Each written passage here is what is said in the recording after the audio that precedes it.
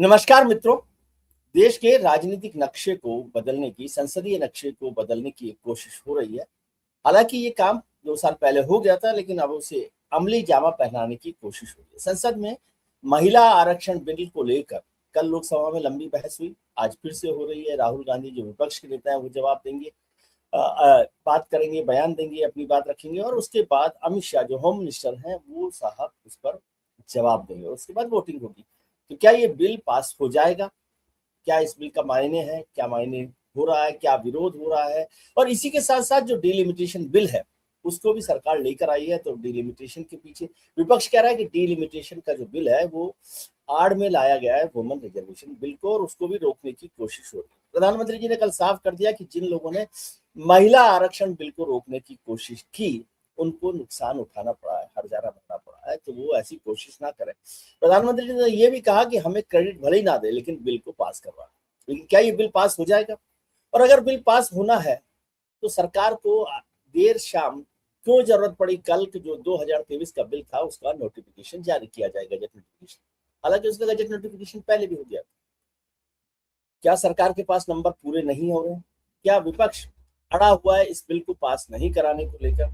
आज भी लोकसभा में चर्चा होनी है, कल राज्यसभा में चर्चा होनी है। आज शाम तक साफ हो जाएगा कि ये बिल का भविष्य क्या होने वाला है। क्या सरकार इसको सेलेक्ट कमेटी के पास भेज सकती है ताकि उस पर चर्चा हो? सेंसस नहीं होने के बाद डिलिमिटेशन नहीं होना, जो या डिलिमिटेशन 2026 की सेंसस वाला नहीं होकर 2011 का होना, इस सब का मतलब क्या है? ओबीसी रिजर्वेशन होगा कि नहीं होगा, इस पर भी चर्चा होनी है।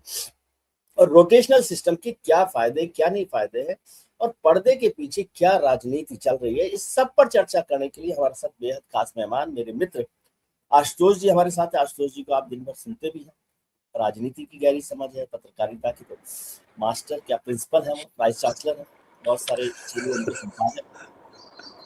तो राजनीति में भी बहुत सारे लोग देखिए, उनसे आप मुझे शिक्षित वाइस चांसलर ही बनवाएंगे, आप कभी शिक्षा मंत्री नहीं बनवाएंगे मुझे केंद्र में। देखिए, वाइस चांसलर लोग, पढ़े लिखे लोग जो होते हैं वो वाइस चांसलर ही बन सकते नहीं, देखिए अपने मित्र हरिवंश जी जो देखो उपसभापति बन गए वो, और मोदी जी उनको पढ़ते थे जब वो गुजरात में थे। प्रधानमंत्री जी ने इस बात का जिक्र किया कि वो उनको पढ़ते थे, उनके लेख पढ़ते थे। अच्छी बात है, हरिवंश जी बन गए तो हम बधाई भी देते हैं, उनको शुभकामनाएं भी देते हैं कि तीसरी बार उनका कार्यकाल हो गया। तो सर, क्या मायने इसका? कल 15 घंटे मतलब बड़ी लंबी बहस हो गई इस पर, बहुत सारी बातें प्रियंका जी ने की, और होम मिनिस्टर साहब ने साफ कर दिया कि ये सब बातें नहीं है, फिजूल की बातें हैं। भ्रांति फैलाई जा रही है कि दक्षिण उत्तर का कोई नुकसान होगा, दक्षिण का नुकसान हो जाएगा, उत्तर का फायदा होगा। ये सब बातें उन्होंने साफ कर दी, और उनका मैं एक एक चीज का हिसाब केजी के बच्चों की तरह से समझा दूंगा आज। आपको कितना समझ आया? विजय जी, आप तो मुझसे बेहतर तरीके समझते हैं। एक तरफ संसद के अंदर महिला आरक्षण बिल को पर चर्चा हो रही है, और दूसरी तरफ 2023 में जो महिला आरक्षण बिल पास हो रहा है उसको नोटिफाई किया जा रहा। तो अगर वो नोटिफाई हो रहा है तो इस डिबेट का क्या अर्थ है? क्या सरकार ने इस डिबेट पर किसी तरीके की वोट पड़ने से पहले हार मान ली? भाई, ये काम 2 महीने पहले हो जाता, 2 महीने बाद हो जाता। आप जिस दिन डिबेट हो रही है उसी दिन सरकारी सूत्रों से खबर आ रही है कि दरअसल आपने उसको नोटिफाई कर दिया है। ये सरकारी सूत्रों से नहीं, वो नोटिफाई हो गया, मेरे पास नोटिफिकेशन है। हाँ, तो क्यों नोटिफाई किया गया है? अगर आप 2026 के लेके, इसका मतलब आप आश्वस्त नहीं है कि आपका यह बिल पास होने वाला है लोकसभा और राज्यसभा से। तो ये दर्शाता है कि सरकार की मंशा साफ नहीं थी इस पूरे मसले को लेकर। जो चीज हम समझ रहे थे, जो चीज विजय जी बैठ के समझ रहे थे, वो चीज सरकार क्यों नहीं समझ रही थी? सरकार के पास लोकसभा के अंदर सिर्फ 293 सांसद हैं कुल मिला के एनडीए के साथ, और राज्यसभा के अंदर कुल मिला के 140 सांसद हैं। भारतीय जनता पार्टी की इस मौजूदा सरकार को लोकसभा और राज्यसभा से इस बिल को पास कराने के लिए कम से कम 2/3 बहुमत चाहिए, present and voting and not less than 50। तो टेक्निकली अगर आप देखें, कानूनी तौर पर भी देखें, तो कम से कम भारतीय जनता पार्टी के पास 360 सांसदों का जखीरा होता, तभी आप इस बिल को पास करा सकते थे, या राज्यसभा के अंदर 163 होते तभी आप पास करा सकते थे। तो जब लोकसभा में आपके पास जरूरी 360 सांसद नहीं है बल्कि उससे 67 कम है, और जब विपक्ष ने एक राय से यह बात कह दी थी कि वो इस बिल का विरोध करेंगे, तो यह बात तो सरकार को पहले से पता होनी चाहिए थी। लेकिन मैं ये नहीं मानता कि सरकार की बात पता नहीं थी। सरकार को मालूम था कि ये बिल आएगा और उसके बाद ये बिल पास होना लगभग नामुमकिन। अब कोई चमत्कार हो जाए तो मैं नहीं कह सकता उसके बारे में। नरेंद्र मोदी की सरकार चमत्कार करने के लिए मशहूर है। सर लेकिन मन भी तो बन जाता है बहस सुनकर बहुत सारे हाँ लोगों हाँ, बहुत सारे लोगों का मन भी जो है वो बहक जाता है। तो ये क्यों लाया गया? पहला सवाल तो इसी बात को लेकर ये है कि इसकी सरकार इस बात को स्पष्ट करती क्या उसके पास 2/3 बहुमत है। और चूंकि बहुमत नहीं है, लोकसभा में भी नहीं, राज्यसभा के अंदर नहीं, इसलिए इस बिल का पास होना लगभग नामुमकिन था। क्या ये सोचकर सरकार ने उसको नोटिफाई किया है? दूसरी बात, जब बंगाल के अंदर विधानसभा चुनाव 23 तारीख को है, 29 तारीख को है, तमिलनाडु के अंदर भी वोटिंग होने वाली है, तो वोटिंग के 3 दिन पहले आप संसद के अंदर ये बहस क्यों करा रहे हैं? अक्सर होता यह है कि हम और आपने तो खैर बहुत ज्यादा संसद कवर की है कि अक्सर जब विधानसभा के चुनाव होते तो संसद का सत्र कम कर दिया जाता है, ये कहते हुए कि भाई सांसदों को जाना है चुनाव प्रचार करने के लिए। अब जब चुनाव प्रचार पीक पर होगा, इस वक्त तो पीक पर है ना, क्योंकि अब अगले कुछ दिन बचे हुए हैं। हाँ, तब आप उस तमाम सांसद जिनको प्रचार करना चाहिए, चाहे वो बंगाल के सांसद हो या फिर तमिलनाडु के सांसद हो, वो संसद के अंदर बैठ के भाषण दे रहे। तो ये सरकार क्यों कर रही थी? और क्या 16, 17, 18 की जगह अगर 30, 31 या पहले हफ्ते मई में हो जाता, या 4 मई, 5 मई, 6 मई को हो जाता, तो क्या कोई आसमान फट पड़ता? क्या कोई संवैधानिक क्राइसिस क्रिएट होने वाली थी? और क्या अगर सरकार दूरदर्शी होती तो जो अभी पिछला सत्र जो खत्म हुआ है उसमें ही इसको ले आती? तो पिछला सत्र खत्म हुए कोई 6 महीने भी नहीं हुए हैं, अभी हाल की बात है, वो चंद हफ्तों की बात है, उसमें आप लेकर नहीं आए और आप स्पेशल सेशन लेकर आ गए, वो भी चुनाव के बीच में, पोलिंग के कुछ दिन पहले। तो इसका मतलब है कि सरकार की मंशा साफ नहीं है। सरकार दरअसल किसी न किसी बहाने, ऐसा मुझे लगता, हो सकता मैं गलत हूं, कि सरकार बंगाल के अंदर जो महिला वोटर हैं उनको प्रभावित करने के लिए इस बिल को लेकर आई है, और ये साबित कर सके कि देखिए ये विपक्ष तो महिला विरोधी है। और प्रधानमंत्री जी की मंशा भी उन्होंने on the floor of the house जब इस डिबेट पे इंटरवीन कर रहे थे, तब उन्होंने कहा था कि अगर आप लोग इस बिल का विरोध करेंगे तो मुझे राजनीतिक तौर पर फायदा होगा, इसलिए विरोध ना करके आमराय से उसको पास कर दिए तो किसी को फायदा नहीं होगा। तो प्रधानमंत्री जी ये बात क्यों कह रहे थे जब उनको मालूम है कि विपक्ष का समर्थन नहीं मिलने वाला? इसका मतलब वो जानते थे कि विपक्ष इस बिल का विरोध करेगा, और जब इस बिल का विरोध करेगा तो फिर वो बंगाल के चुनाव में जाएंगे और लोगों से कहेंगे देखिए ये महिला विरोधी लोग हैं और इसलिए महिलाएं इनको वोट ना दें। अगर ये मंशा थी कि चुनाव के लिए लोग पार्लियामेंट का इस्तेमाल किया गया, तो मुझे लगता है ये बहुत गहरे, संकट शब्द का इस्तेमाल नहीं करूंगा, लेकिन बहुत गहरे मंथन की डिमांड करता है कि हमारे इंस्टीट्यूशंस का इस्तेमाल क्यों और कैसे और किस तरीके से किया जा रहा है। क्या यह भारत के लोकतंत्र और जो संवैधानिक प्रक्रिया है, क्या उसके लिए उचित भी है या उचित नहीं है? लेकिन सर जैसे इस मसले पर एक पक्ष जो मुझे समझ में आया विपक्ष का, अपोजिशन पार्टी का, कि जब 2023 में सितंबर में ये बिल पास हुआ तो सभी ने सहमति जाहिर की, सर्वसम्मति से वो बिल पास हुआ, आम सहमति से पास हुआ। दूसरी बात, उस समय विपक्ष मांग कर रहा था कि इस बिल को सरकार तय करे कि कब एग्जीक्यूट करना है, अमली जामा पहनाना है, और 2029 के चुनावों में कम से कम ये आरक्षण मिल जाए। अब आज जब सरकार ये बिल इसलिए लेकर आई है कि 2029 में इसको अमली जामा पहनाया जा सके, यानी 2029 के लोकसभा चुनावों में तादाद बढ़ जाए और महिला सांसदों की संख्या इसमें शामिल हो जाए, तो फिर विपक्ष के विरोध करने का क्या कारण? एक मोटा काम तो इसमें ये हो, बारीकी ये छोड़ दीजिए। मुझे लगता है कि सरकार की मंशा ना तो 2023 में साफ थी और ना 2026 में साफ है। क्यों मैं ये कह रहा हूं? जब आप 2023 में इस बिल को लेकर आए थे तो आपने 2 बट लगाए थे।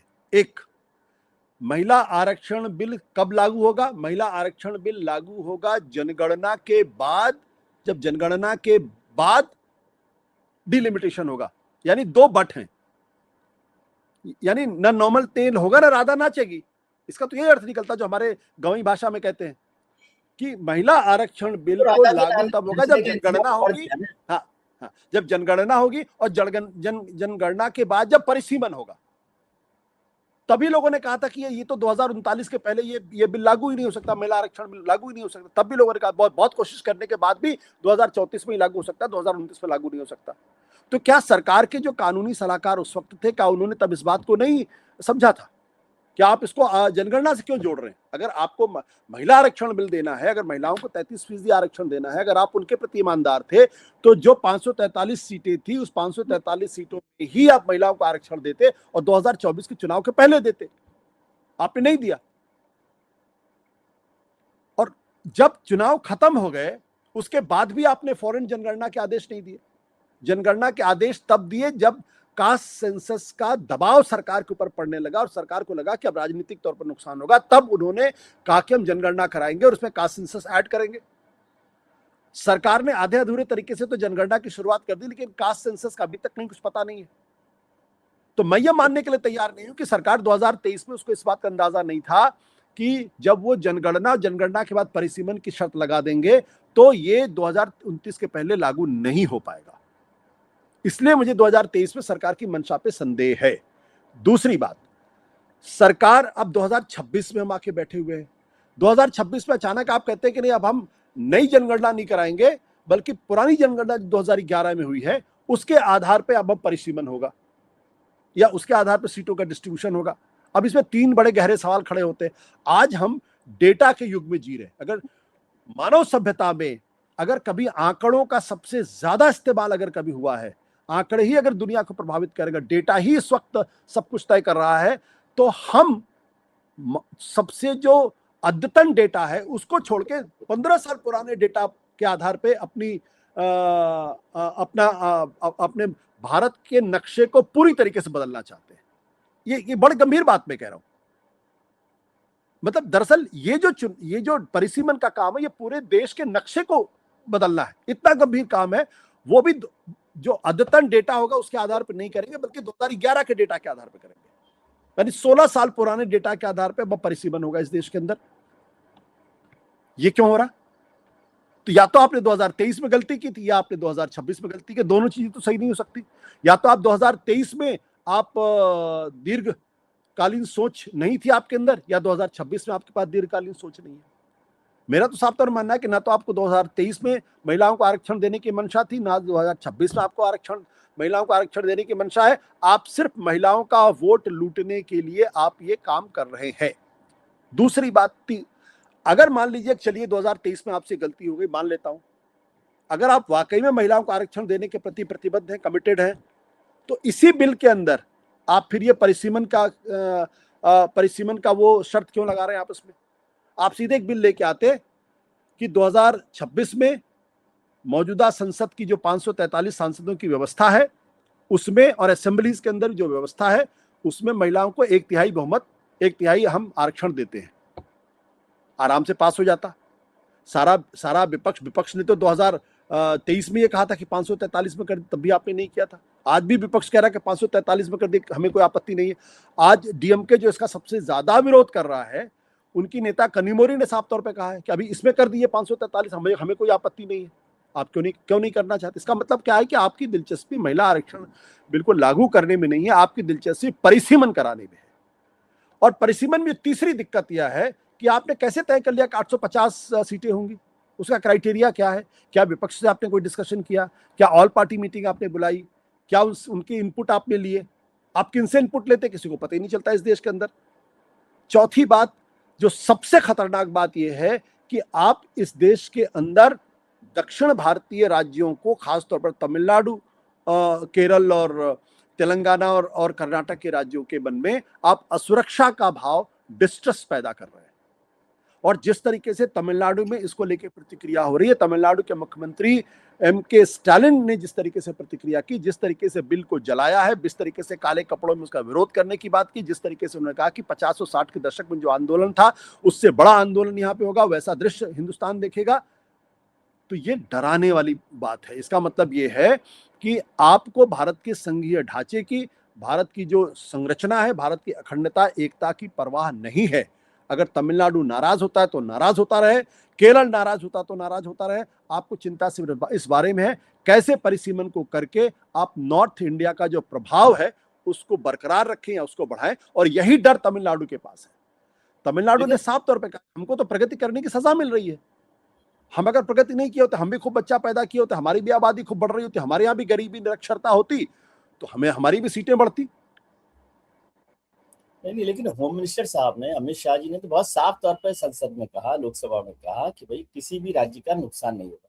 और उन्होंने दक्षिण भारत के 5 राज्यों को फिगर आउट करके, स्पेसिफाई करके कहा कि किसी भी राज्य का, आंध्र प्रदेश हो, तमिलनाडु हो, तेलंगाना हो, केरल हो, कर्नाटक हो, 5 राज्यों की जो सीट्स हैं न तो वो कम हो रही हैं, और न पार्टिसिपेशन का जो एक परसेंटेज है लोकसभा के मुकाबले में वो भी कम नहीं हो रहा। तो वही तो वो कह रहे हैं कि आप जबरदस्ती का भ्रम फैला रहे हैं। कहाँ पर कम हो रहा है? उन्होंने जो 24 है साउथ इंडिया के ये 5 स्टेट्स का, वो उतना का उतना बरकरार है।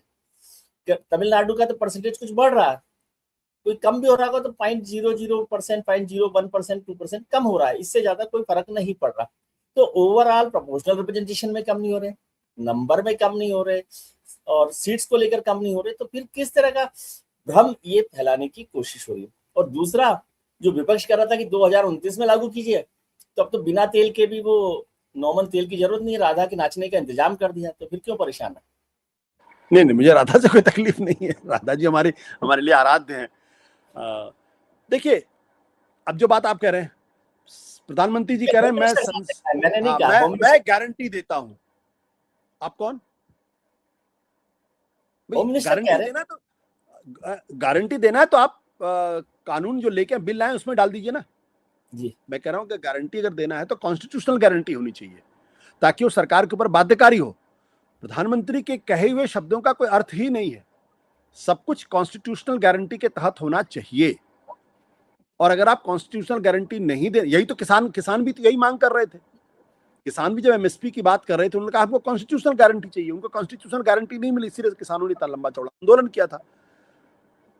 सवाल मेरे मानने का नहीं है, सवाल यह है कि जो दक्षिण के राज्य हैं वो नाराज क्यों हैं? क्या आपने उनके साथ कोई बातचीत की?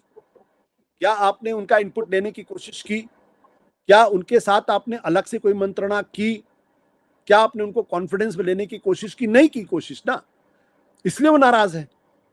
तो नाराज मेरे जैसे पत्रकार के नाराज होने का प्रश्न ही नहीं उठता, विजय त्रिवेदी के नाराज होने का प्रश्न ही नहीं उठता। जो इस पूरी प्रक्रिया के बड़े स्टेक होल्डर्स हैं, अगर वो आंदोलित हैं, अगर वो नाराज हो रहे हैं, तो फिर ये सरकार को सोचना पड़ेगा कि उनकी नीति में क्या खोट है, या निर्णय लेने की क्षमता में या प्रक्रिया में क्या प्रॉब्लम है, कि जब आप कोई बड़े फैसले करते हैं तो कभी किसान नाराज हो जाते हैं, तो कभी तमिलनाडु के लोग नाराज हो जाते हैं। और ये और गंभीर बात है, और गंभीर बात इसलिए क्योंकि स्टालिन ने कहीं ना कहीं इनडायरेक्टली आर्य बनाम द्रविड़ की बात कर दी है।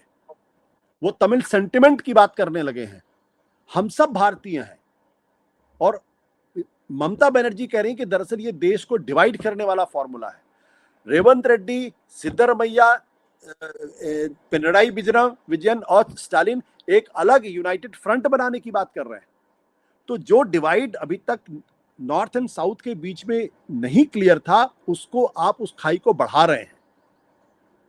अगर कनिमोरी ये कह रही हैं, अगर डीएमके की सदस्य ये कह रही हैं कि भाई आप 543 में कर दिए, मुझे कोई दिक्कत नहीं है, आप महिला आरक्षण बिल को डिलिमिटेशन से अलग कर दिए, हमें कोई दिक्कत नहीं है। जब डिलिमिटेशन होगा तब देखा जाएगा। अगर आप वाकई में ईमानदार हैं तो आप महिला आरक्षण बिल को डिलिमिटेशन से क्यों जोड़ते हैं? ये तो विपक्ष मान कह रहा है। और जो बिल 2010 में लोकसभा से पास नहीं हो पाया, कम से कम 13 साल की जर्नी के बाद 2023 में सर्वसम्मति से पास हुआ। जब सर्वसम्मति से पास हो गया है तो आप क्यों उसमें अड़ंगे डाल रहे हैं? आप अड़ंगा इसमें इसलिए आ रहा है क्योंकि आपने इसको परिसीमन से जोड़ दिया है। तो इसका मतलब है कि सरकार की मंशा साफ नहीं है। नहीं, लेकिन परिसीमन तो, यदि सीट्स बढ़ेंगी तो परिसीमन तो करना ही पड़ेगा, वो तो एक कॉन्स्टिट्यूशनल वो भी है ऑब्लिगेशन। मैं ये कह रहा हूँ कि सरकार की मंशा पे क्यों सवाल करना? एक तो पहले उन्होंने बिल पास करवा लिया 2023 में, सर्वसम्मति से पास करवाया, उस समय भी सारे प्रोसेस को स्टेक होल्डर से बात करता। और अब जब दोबारा उसको एग्जीक्यूशन का मसला आया, अमली जामा पहनाने का मसला आया, तो सरकार उसको विशेष सत्र बुलाकर कर रही है। तो और आप कह रहे हैं, यदि हम हमारी बात को मान लें कि भाई सरकार के पास वोट नहीं है, तब भी वो लेकर आ गई। क्या कोई सरकार अपने को हारने के लिए कोई बिल लेकर आती है? क्या देखिए, जरूरत है? राजनीति में कहते हैं ना कि आप बड़ी लड़ाई जीतने के लिए छोटी छोटी लड़ाइयां हार जाइए। पब्लिक को लगेगा देखिए महिला आरक्षण के लिए एक बिल लेकर आई, सरकार हार गई, विपक्ष कितना नाकारा है, विपक्ष कितना चालाक है। हकीकत क्या है कि सरकार पहले से जानती थी कि वो इस बिल को पास नहीं करा पाएगी, पहले से जानती थी कि ये बिल जो है कभी कानून नहीं बन पाएगा, और उसके बाद आप लेकर आए हैं क्योंकि आप संसद का इस्तेमाल बंगाल के अंदर आप वोट लेने के लिए, महिलाओं का वोट लेने के लिए कर रहे हैं। ये बात मैं जो तमाम नेताओं से मैंने सुनी है उनके माध्यम से मैं ये बात बता रहा हूं। क्यों महिला वोटर इतना इंपॉर्टेंट हो गया? क्योंकि 2024 में जब भारतीय जनता पार्टी की स्थिति खराब हुई, वो बहुमत का आंकड़ा नहीं छू पाई, तो उसके बाद से चाहे वो हरियाणा हो, चाहे वो हरियाणा हो या फिर महाराष्ट्र हो या बिहार हो, सब जगह महिला वोटरों को लुभाने के लिए सरकार की तरफ से कल्याणकारी योजनाओं के माध्यम से सीधे पैसे उनके खातों में पहुंचाए गए। ये काम हरियाणा में भी हुआ, ये काम महाराष्ट्र में भी हुआ, उसके पहले मध्य प्रदेश में हुआ था और उसके बाद बिहार के अंदर हुआ। बिहार में तो वोटिंग के 2 दिन पहले महिलाओं के खाते में वोट डाले गए। यानी महिला वोटर एक नई कैटेगरी बन के उभरी है और उनको लुभाने में सारी राजनीतिक पार्टियां जो हैं इस वक्त जुटी हुई हैं। चूंकि बंगाल के अंदर भारतीय जनता पार्टी की सरकार नहीं है, इसलिए वो डायरेक्टली महिला वोटरों को फायदा नहीं पहुंचा सकती डायरेक्ट कैश ट्रांसफर के जरिए, इसलिए ये रास्ता अख्तियार किया गया है और इसलिए संदेह पैदा होता है। अन्यथा अगर आपकी वाकई में दिलचस्पी थी तो आप 29 तारीख के पोलिंग के बाद आप कर लेते। ठीक है, बीच में कर रहे हैं। मैं समझ रहा हूँ, उस बात पे मैं एग्री करता हूँ कि अभी बीच में, चुनावों के बीच में ये इस तरह की प्रक्रिया और स्पेशल सेशन बुलाने की जरूरत नहीं थी। या तो आप अभी जब बजट सेशन खत्म हो रहा था तब भी कर सकती थी, या उसकी कंटिन्यूटी में 3 दिन और जोड़ के कर लेते, या फिर 4 मई के बाद करते। लेकिन मैं ये समझना चाहता हूँ आपसे, जिस बात का जवाब मुझे नहीं मिला, कि विपक्ष जो 2029 में इसे अमली जामा पहनाने की बात कर रहा था, और जब सरकार इस पर तैयार हो गई, जो उसने गलती की, पॉलिटिकल चतुराई की, जो भी आप शब्द इस्तेमाल करें, मैं उसको मानने के लिए तैयार। आपका काम, आपकी मंशा, आपकी डिमांड तो पूरी हो रही है 2029 में इसे लागू करने की, तो फिर आप क्यों नहीं साथ दे रहे? नहीं पूरी हो रही ना, यही तो मैं कह रहा हूं आपसे। आपकी मंशा महिला आरक्षण बिल को लागू करने की है ही नहीं, आपकी मंशा सिर्फ डिलिमिटेशन को लागू करने से है और उसके माध्यम से आप चीजों को करना चाहते हैं। भाई आप दोनों को लिंक क्यों कर रहे हैं? आप 2 अलग अलग बिल लेके आइए ना। आप कहिए कि महिला आरक्षण बिल 2029 में लागू है ना, बिल तो अलग अलग है, लेकिन जब नंबर ऑफ सीट्स बढ़ जाएगी पार्लियामेंट में तो बिना डिलिमिटेशन के तो होगी नहीं ना। नहीं, क्यों डिलिमिटेशन? महिला आरक्षण बिल को लागू करने के लिए डिलिमिटेशन की कोई जरूरत ही नहीं है भाई। इसके पहले 1996 में महिला आरक्षण बिल आया, 1998 में महिला आरक्षण बिल आया, 1999 में महिला आरक्षण बिल आया, 2008 में महिला आरक्षण बिल आया। इस बार एक बड़ा बदलाव है ना, तो आपने सीट्स बढ़ा के, जो महिलाओं को 181 सीटें मिल रही थी वो 272 सीटें मिल रही है। नहीं, सवाल 272 का नहीं, सवाल 33% का ही है क्या? और जो चार वाकई मैंने गिनाए, क्या उस वक्त डिलिमिटेशन की कोई बात थी उसमें? आप बताइए मुझे, उस वक्त क्या चर्चा हो रही थी? उस वक्त चर्चा ये हो रही थी कोटा विद इन कोटा होना चाहिए। जो RJD, Samajwadi party, Janata Dal United, इनकी मांग ये थी कि महिला आरक्षण में दलितों, पिछड़ों को आरक्षण होना चाहिए, अन्यथा सारी की सारी सीटों पर, जो SC ST की सीटों को छोड़ के सारी सीटों पर जो अपर कास्ट की महिलाएं हैं उनको ही फायदा होगा और संसद के अंदर अपर कास्ट की बहुतायत हो जाएगी और OBC महिलाओं को फायदा नहीं मिलेगा। इसी बात को डिबेट हो रही थी। इसी बात को लेकर आपको याद होगा कि जब गीता मुखर्जी जो उस वक्त की बड़ी सांसद थी, उन्होंने जब इस बिल को लेने की कोशिश की तो शरद यादव ने साफ तौर पर कहा परकटी महिलाओं को फायदा होगा। आपको अच्छी तरीके से याद होगा। और आपको अच्छी तरीके से याद होगा 2008 में जब इसको राज्यसभा में लाया गया, 2010 के अंदर जब पास होने की, जब 8 में आया, उसके बाद इस बिल को भेजा गया standing committee on the law and justice. तो उसमें जो 2 सदस्य थे, एक वीरेंद्र भाटिया और एक शैलेंद्र कुमार, इन दोनों ने साफ तौर पे कहा था कि इसमें कोटा विद इन कोटा होना चाहिए, जो OBC की महिलाएं हैं उनको अलग से आरक्षण मिलना चाहिए। और तब उन्होंने ये भी कहा था कि 20% से ज्यादा महिलाओं को आरक्षण नहीं मिलना चाहिए और जो राजनीतिक पार्टियां हैं उनको भी अपने यहाँ टिकट देते समय 20% टिकट दे वो। तो जो उस वक्त का जो मुद्दा था वो कोटा विद इन कोटा का मुद्दा था। लेकिन 2023 तक आते आते कोटा विद इन कोटा का सवाल एक तरीके से अप्रासंगिक नहीं हुआ, लेकिन फिर भी उस पर विपक्ष ने जोर नहीं दिया। तब आपने डिलिमिटेशन का सवाल खड़ा करके आपने इस पूरे मसले को कॉम्प्लिकेट कर दिया। तो डिलिमिटेशन को आप इससे क्यों जोड़ रहे हैं? आपको राज्यसभा की, आपको लोकसभा की सीटें बढ़ानी है, बढ़ाइए। और जब आप 850 सीटें हो जाएंगी तो ऑटोमेटिकली अगर आज 33% रिजर्वेशन होगा तो 850 में भी 33% रिजर्वेशन उनको होगा। लेकिन चूंकि आपने 850 सीटों को 33% आरक्षण से जोड़ दिया है, इसलिए विपक्ष नाराज है। और विपक्ष के मन में संदेह है कि दरअसल आप 2029 के पहले परिसीमन करा के आप अपने हिसाब से अपनी जीत का एक रास्ता प्रशस्त करना चाहते हैं। यह विपक्ष की आशंका है। और जब आप इसको एसआईआर से जोड़ते हैं, जब आप इसको वन नेशन वन इलेक्शन से जोड़ते हैं, तब विपक्ष के मन में संदेह और पुष्ट हो जाता है कि SIR, one nation one election और ये डिलिमिटेशन, ये तीनों भारतीय जनता पार्टी के लिए एक इंश्योरेंस पॉलिसी है जो 2029 के चुनाव में उनको फायदा पहुंचाएगी। ये उनके मन का संदेह है। और अगर ये संदेह कुछ भी नहीं है, क्योंकि जिस तरीके से एसआईआर को लागू किया जा रहा पश्चिम बंगाल के अंदर, जहां 27 लाख वोटरों को काट दिया गया बिना किसी रीजन के, और खुद सुप्रीम कोर्ट ये कह रहा है कि आप लॉजिकल डिस्क्रिपेंसी का सवाल क्यों खड़ा करें, जबकि बिहार के अंदर ये नहीं था। तो लोगों के मन में संदेह पैदा होता है, और विपक्ष के मन में संदेह पैदा होता है तो लाजमी है, इसमें कुछ भी गलत नहीं है। तो मेरा कहना यह है कि अगर आपको वाकई में महिला आरक्षण बिल लागू करना था, 33% आरक्षण देना था, तो 543 में लागू करें, खत्म करिए इसको, नक्की करिए। जब 850 होगा तो देखा जाएगा उसमें दो बातें मैं करना चाहता हूँ। एक तो ये 543 को आप भी जानते हैं कि 26 साल में 543 वाला चक्कर पास इसलिए नहीं हुआ क्योंकि आपके जितने मित्र सांसद हैं पुरुष, उसको पास ही नहीं होने देते। इसलिए एक वाया मीडिया निकाला गया कि भाई पुरुष सांसदों की सीट तो पूरी की पूरी रहे और महिला सांसद उसमें एड ऑन हो जाए। ये तो इसकी एक राजनीतिक हकीकत है। जितना मैं समझाऊं, 30 साल से मैं इस बिल को समझ रहा हूँ, और शायद यही वजह थी कि ये बिल पास हो गया। ठीक है, अब मैं ये कह रहा हूँ कि डीलिमिटेशन मान लीजिए है, तो डीलिमिटेशन से डर क्या है? प्रियंका गांधी जी ने कल डीलिमिटेशन की चर्चा की और होम मिनिस्टर साहब ने उसका जवाब दिया कि भाई हमने डीलिमिटेशन एक्ट को जो यूपीए सरकार तक, कांग्रेस सरकार तक था, उसी को ज्यों का त्यों रख लिया है।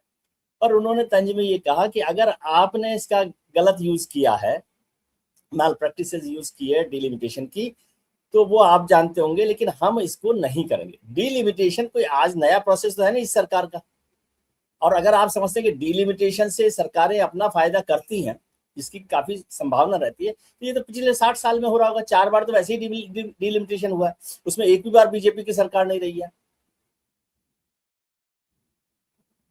1971 में उसको फ्रीज कर दिया गया और 2000 में भी इसको फ्रीज, 2001 में 2001 में भी इसको फ्रीज कर दिया गया। क्यों किया गया भाई? एक समय में इंदिरा गांधी की सरकार थी, दूसरे समय अटल बिहारी वाजपेयी की सरकार थी।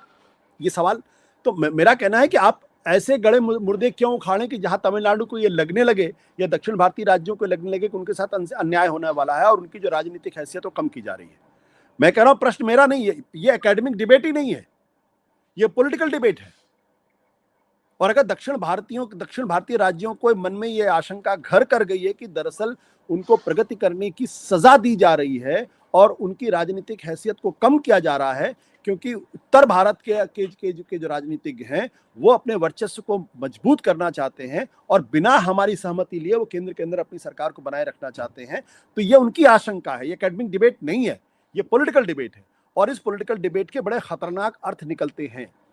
दूसरा जो प्रश्न आपने किया, मैं तो साफ तौर पे इसको कहता हूं कि आज की तारीख में कनिमोरी डीएमके कह रही कि आप 543 में लागू कर दीजिए, प्रियंका गांधी भी कह रही 543 में लागू कर दीजिए।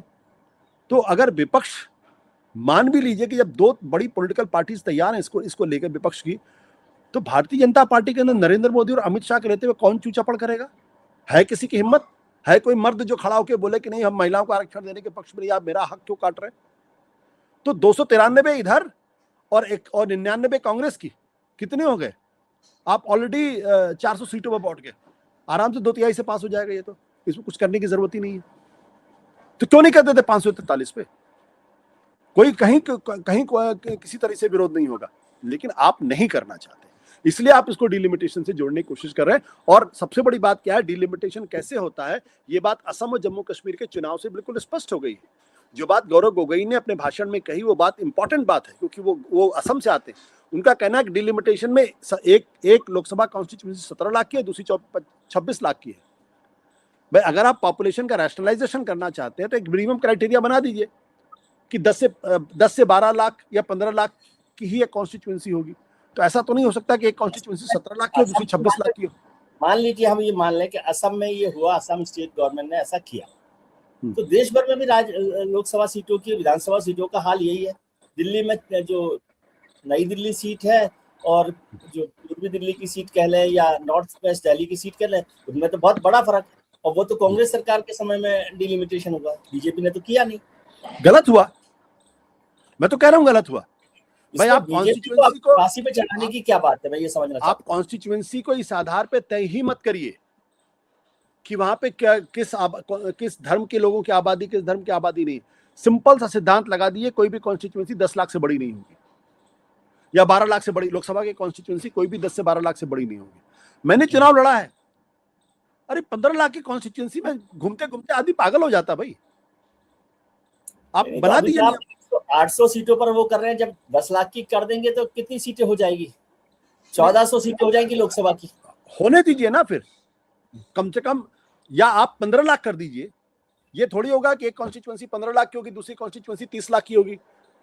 अरे 10 लाख वोटों से कोई चुनाव जीतता है क्या भाई? वो बदरुद्दीन तैयब 10 लाख चुनाव हारे, क्या मतलब है? 10 लाख कोई मतलब नहीं इसका ना। तो मेरा कहना है कि ये जाति, धर्म, जेंडर से अलग हटके आबादी को फोकस करिए कि इस इलाके में जहां 10 लाख की आबादी खत्म होती है, 15 लाख की आबादी खत्म होती है, वहां फुल स्टॉप, अगली कॉन्स्टिट्यूएंसी। सभी सी देश के नागरिक हैं। जब वोट होता है वो तो हिंदू मुसलमान के नाम पे तो वोट पड़ता नहीं है, वो तो भारतीय के नाम पे वोट पड़ता है। जो भारत का नागरिक है वो वोट देगा, चाहे वो महिला हो, चाहे पुरुष हो, चाहे ब्राह्मण हो, चाहे क्षत्रिय हो, चाहे शूद्र हो, चाहे जैसे भी हो। आप वो नियम लागू नहीं करना चाहते, क्यों? क्योंकि सभी राजनीतिक पार्टियों को ये पता होता है कि इस इलाके के लोग हमको वोट करते, इस इलाके के लोग हमको वोट नहीं करते। तो जब कांग्रेस आती है तो वो कॉन्स्टिट्यूएंसी का इस तरीके से डिलिमिटेशन करती है ताकि उसको फायदा हो। जब बीजेपी आती तो कहती है उसको हमको फायदा हो। बीजेपी के आने से जो दिक्कत पैदा हुई वो ये है कि नॉर्थ एंड साउथ के बीच का डिवाइड बढ़ता जा रहा, जो अभी तक कांग्रेस के समय में वो डिवाइड उतना बड़ा नहीं था। किसी ने ये नहीं कहा था कि दरअसल दक्षिण भारत के लोगों को आप अपमानित करने के लिए, दक्षिण भारत के लोगों की राजनीतिक ताकत को कम करने के लिए डिलिमिटेशन करें। ये डिबेट पहली बार उठ के सामने आई। तो ये तो बीजेपी को सोचना पड़ेगा। चलिए, आखिरी सवाल, जब हम इस समय बहस कर रहे हैं, कुछ 6-8 घंटे बाद बिल पास हो जाएगा या नहीं होगा, बिल पर वोटिंग होगी, क्या आपको उम्मीद हो रही है कि बिल पास हो जाएगा? मुझे नहीं लगता। आप मुझसे बेहतर जानते हैं, मुझे नहीं लगता। आपको लगता हो तो आप बता दीजिए मुझे। अगर हो रहा होता जो नोटिफिकेशन नहीं आता 2029 का, तो ये बिल पास नहीं होगा आपको? मुझे ऐसा लगता है, साफ तौर पे लगता है।